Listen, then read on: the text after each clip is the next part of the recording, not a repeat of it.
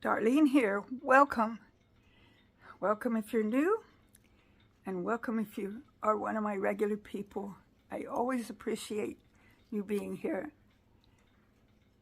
Today, I'm in the kitchen, and I'm making potato onion soup with just a smidgen of wild rice in it. So come along with me, and let's see how I put it together. I'm getting the potatoes out of my potato bin. And I got my about a half of an onion out of the refrigerator. Now you'll notice, well, I'm going to try to chop up this onion. Got myself a knife. When I watch videos, I see people with these big fancy knives. So I thought I'd use my big fancy knife. Oh, here I'm unpeeling the onion. And here I'm cutting. But my big fancy knife, I don't think it was meant for this. I tried a little bit of it. It's tricky at best. So in just a little bit, well, I'll keep cutting here for a little bit. And then I am going to give up on this knife. And I am going to grab the knife I like to use out of the dishwasher because that's where it is residing at the moment. See that knife? It's just, I don't think, it's either not sharp enough or it's just not the right one for the job. This is the right one for the job. It's actually a cheese knife. But it cuts everything so much better than any of my other knives that I have. And I love, love, love my other knives.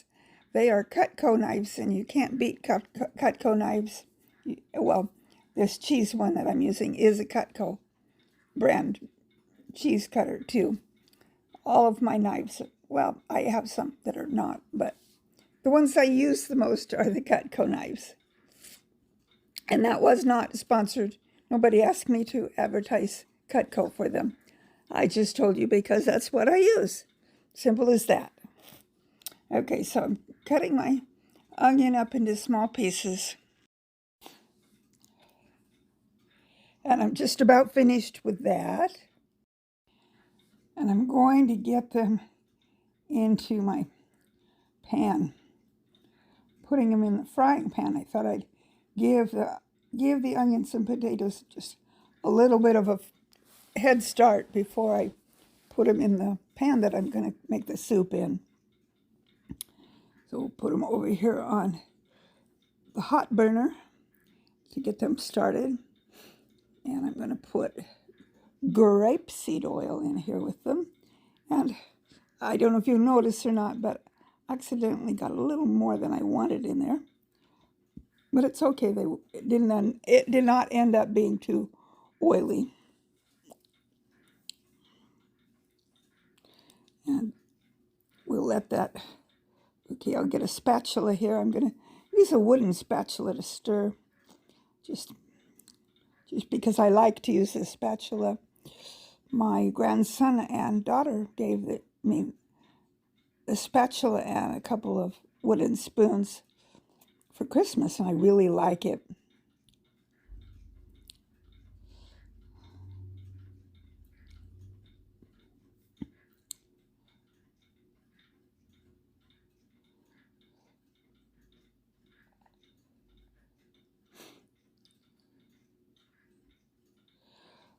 So now I am going to cut my potatoes. These are both fairly small potatoes. I don't know, my potatoes always get eyes on them. I think it's because our house, we keep it relatively warm. There just really isn't a cool place to put them. Our coolest room is one of our back bedrooms. Even if I store the potatoes in there, they still get eyes on them, or growth points, which is okay as long as the potato itself doesn't get too soft. It can be used. And these potatoes came from the grocery store not too long ago, actually, fairly recently purchased. So I'm going to cut them up into small cubes.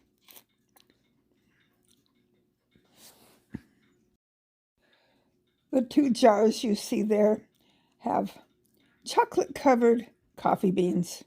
My husband loves those things.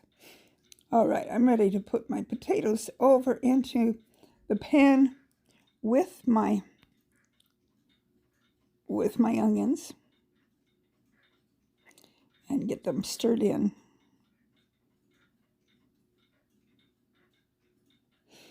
Yes, chocolate-flavored coffee beans. Well, part of those have white chocolate and part of them have dark chocolate. Okay, that was the first potato. Now I need to get the second one. It was most of the first one. Need to get the second one all chopped into cubes too.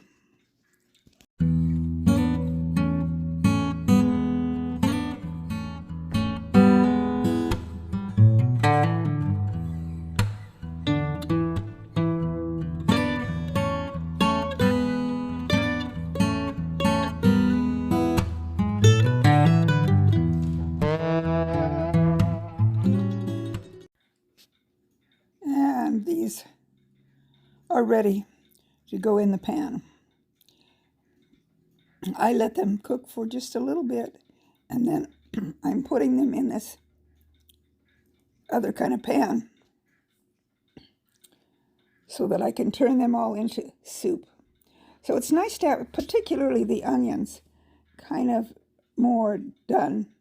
The potatoes are just starting, but they'll be fine because I'll cook it long enough. And just to let you know, I cooked everything exactly the perfect amount of time. So there they are in the other pan. And I'm reaching up into the cupboard to get my 2-cup measuring cup. I want to put 2 cups of water in there. Put my 1-cup one back up there. It was in front of the 2-cup one. So I had to take it out to get to the other one. So you can't see me, but you may hear. I'm getting water.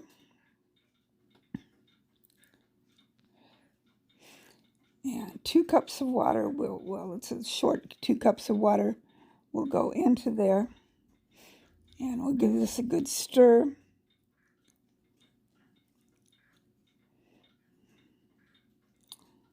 And you can see the burners on.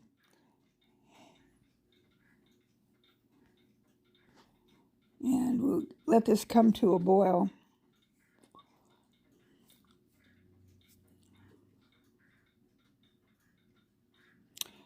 I'm going to put just a little bit of salt in there.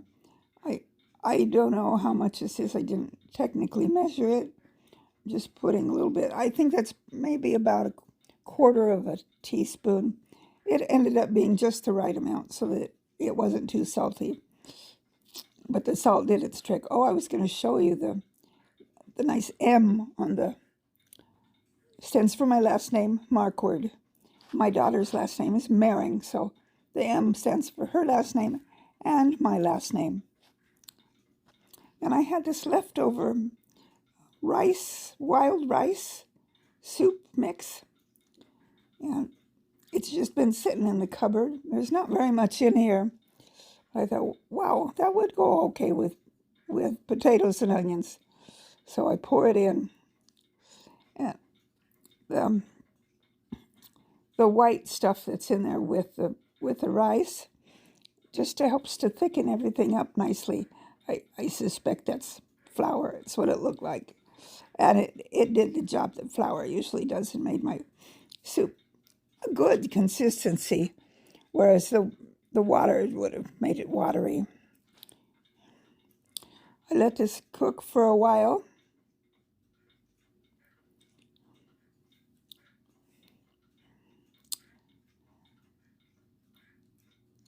Oh yeah, I'm a messy cook sometimes. I got some of that floury stuff all over the stove, but you saw me wipe it off there.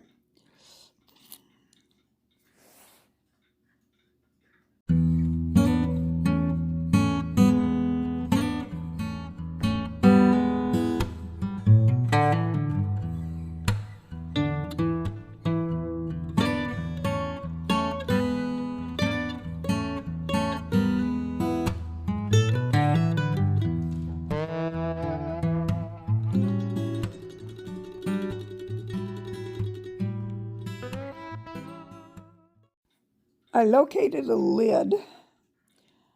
I'm not sure where the lid that actually goes to this pan is. My husband's been doing a lot of the kitchen stuff lately, and things get located in locations that I'm not familiar with. Go figure. Well, this is getting a nice stir.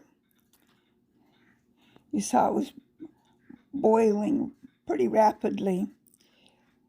I turned the heat down to a simmer. And then I'm going to add some milk. Oh, first of all, I'm going to take the potato peeler. I have a little more modern potato peeler, and it probably would have smushed the potatoes a little more than this, but this was good. These potatoes were soft enough that they were, squishy in my mouth, and I mashed just enough to kind of help with the thickness of the soup, along with that white floury stuff that was in with the wild rice. So I added some milk, not a lot, just a little bit. You can see I didn't add a whole lot of milk. Cream would be good in it too, but I didn't have any. All I had was milk. We get whole milk rather than 2% or skim. But the milk, of course, made it potato soupy. Is soupy even a word? What else can I say? I think potato soup mostly always has milk in it. I think. At least that's the way I like it. So, well, I think it's done, so I'm going to taste it and find out.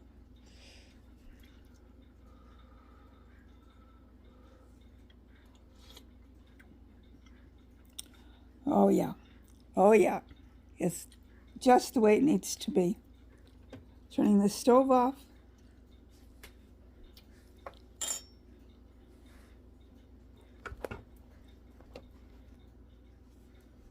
And getting some scooped up into a bowl.